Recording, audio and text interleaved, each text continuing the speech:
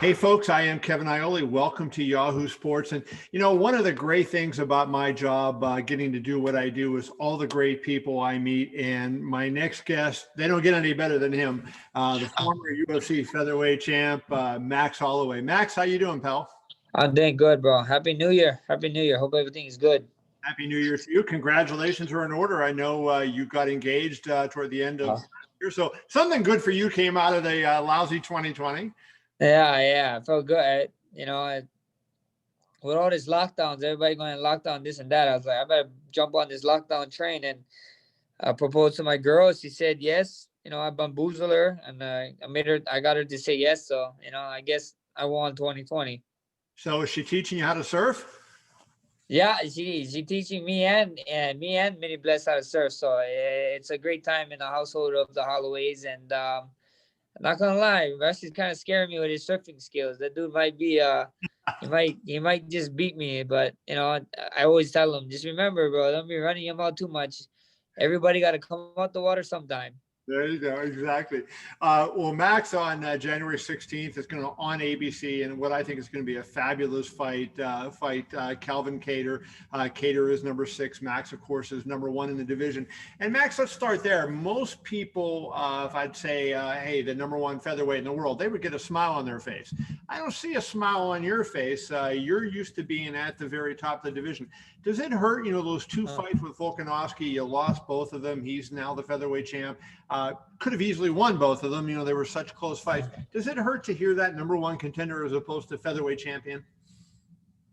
I mean, like the good old saying of Ricky Bobby, she ain't first, she last, right? And at the end of the day, that last fight, there's nothing that I can be mad about.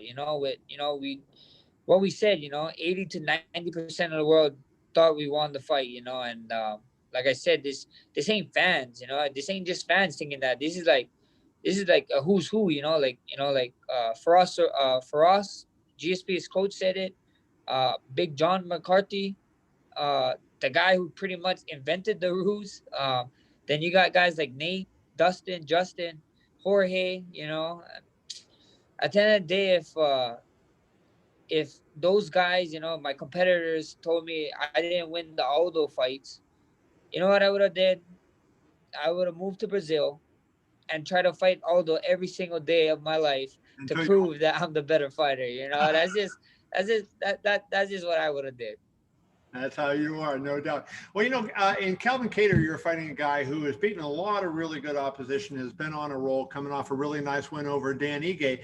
And he has an advantage in this from the standpoint, I think, that, you are his Super Bowl. You're the big game for him. He's never been at the level that you've been at, and he's just another fight for you. How do you get that motivation up to make sure when you've been where you've been to the promised land, now you're just fighting on a fight night show? How do you get that motivation up where Calvin Kattar is going to have it? I mean, like I told you many times before, I got 5 titles. You know what I mean? Like those titles we talked all the time. Those titles don't mean nothing to me. They was just letting everybody know who the champion was or whatever. It's just superficial, I guess you could say in a way. But at the end of the day, we're fighting five rounds. There's no way. There's no less of work. I gotta still do the same amount of work as if I was doing for a title fight. It's the same. It's the same rules, the same everything. And Kelvin is he's a dangerous dude. And we know he's dangerous because he will be standing across from me come next week Saturday. And I'm excited for it. He's from Boston. A lot of people like to talk about his boxing. A lot of people like to talk about my boxing. So the fun thing is, and like you said, you alluded to it. You said it. Like this. Calvin was saying something that I'm overlooking him, this and that, and like, I can't. How can I overlook you? You made it here. I gotta respect that. And at the end of the day, it's just I just can't wait to fight him. I can't wait to fight him. I can't wait to go in there and just see what he has to offer. Is there any way that this is anything other than a 25-minute stand-up fight? Could you see this? You got some jiu-jitsu and submissions. Is there any way that this could end up on the ground, or do you think this is just a barn burner where it's you guys kickbox and box and see what happens? It's an MMA fight. It's a mixed martial arts. So I don't know. I don't know. We see what happens. When we go in there, things change on the fly all the time. You gotta be able to roll with the punches. You gotta be able to figure it out. And I can't wait. I just can't wait to see. We find out in 9 days. When you go back and you look at the rematch with Volkanovski, I know you feel you won the fight and you did that, but you analyze the fight and what could I have done better? Is there any thought in your mind at all? You trained yourself via Zoom, that not having coaches with you to work on technique might have hurt you in any way? Not at all. Not at all. There's no thought. There's no regrets. I did what we did. We did what we did. We can't go back. It's called the past. It's called the past for a reason. It's like spilled milk to me. You're not gonna put it back in the container. You wipe it up. You move on. You get on with the day. And I ain't scared of hard work. This ain't my first rodeo. I said I told a lot of people, if I gotta go out there, get another 10 win streak, that's what we gotta do. But at the end of the day, I'm gonna go out there, focus on what I need to focus on, and that's Kadar. I got a manager that his job is to do all the things outside of the octagon. So I told him I want to go do my thing. Come next week Saturday, you make sure you do your job after.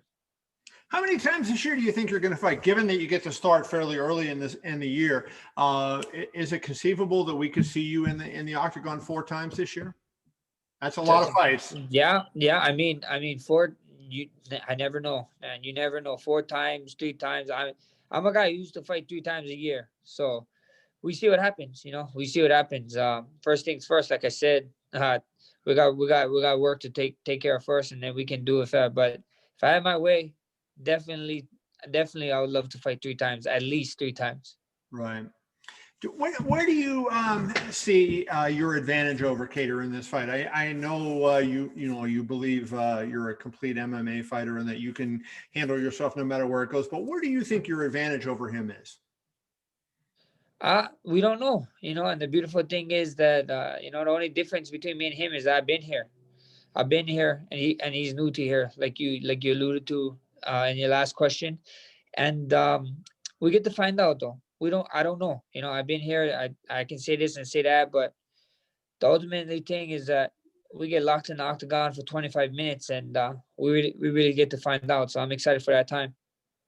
I know you were close with the former heavyweight champion Daniel Cormier, and I wonder if you learned something from him in the sense that he loses a fight to John Jones and comes back and rebuilds and wins the championship, and a guy that you're close with and who has mentored you over the years, he's done what you're trying to do, lose a championship and come back and gain a championship. Has DC been helpful to you either consciously or just by his actions in any way, helping you with your mindset and getting on?